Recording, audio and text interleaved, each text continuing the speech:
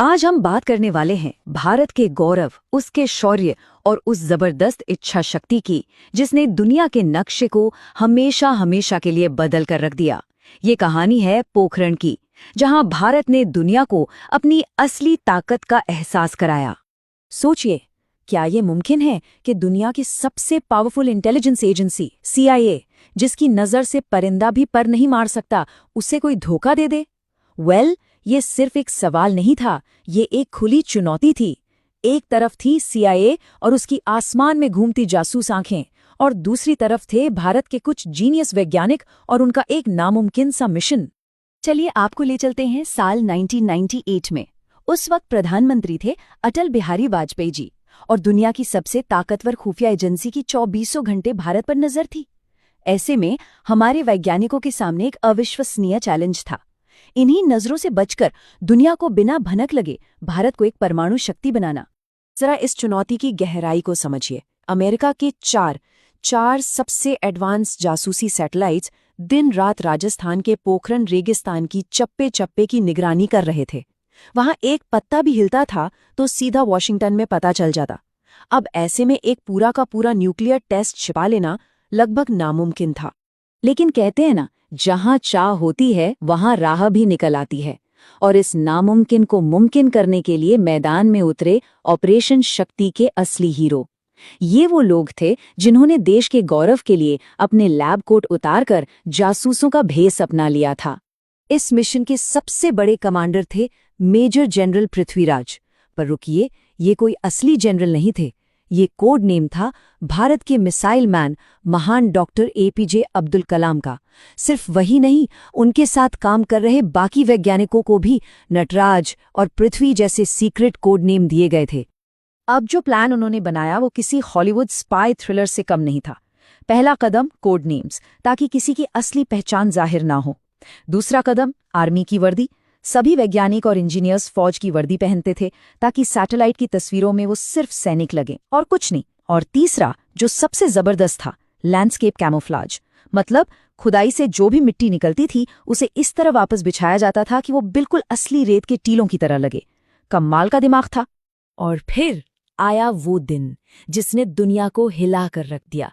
11 और 13 मई 1998 पोखरण की धरती एक के बाद एक 5 परमाणु धमाकों से दहल उठी। CIA देखती रह गई, दुनिया हैरान रह गई, और भारत ने इतिहास रच दिया। भारत अब एक न्यूक्लियर सुपर पावर बन चुका था।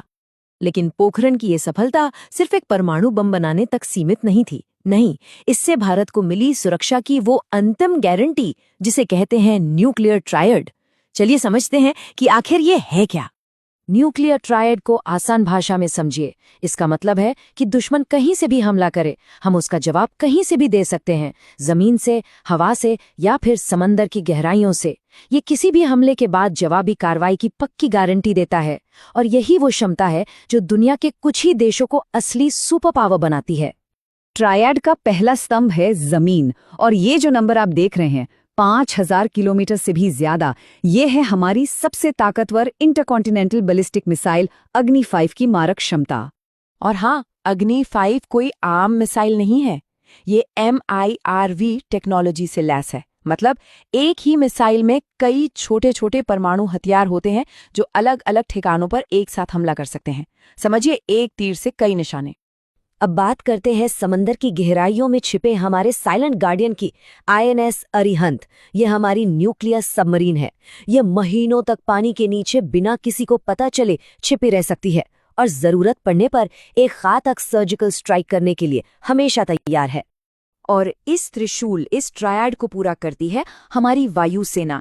हमारे राफेल और सुखोई 30 MKI जैसे फाइटर जेट्स सिर्फ हवा में लड़ने के लिए नहीं है, बल्कि उन्हें न्यूक्लियर बॉम्ब ले जाने और दुश्मन के ठिकाने पर गिराने के लिए भी खास तौर पर तैयार किया गया है।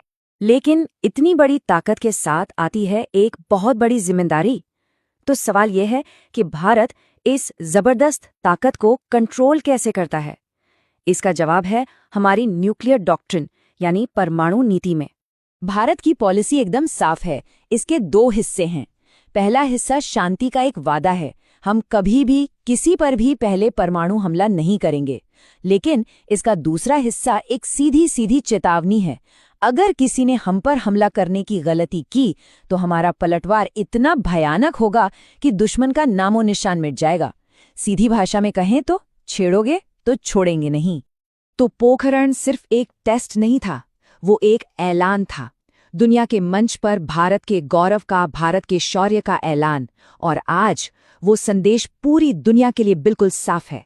भारत को अब कोई आंख नहीं दिखा सकता।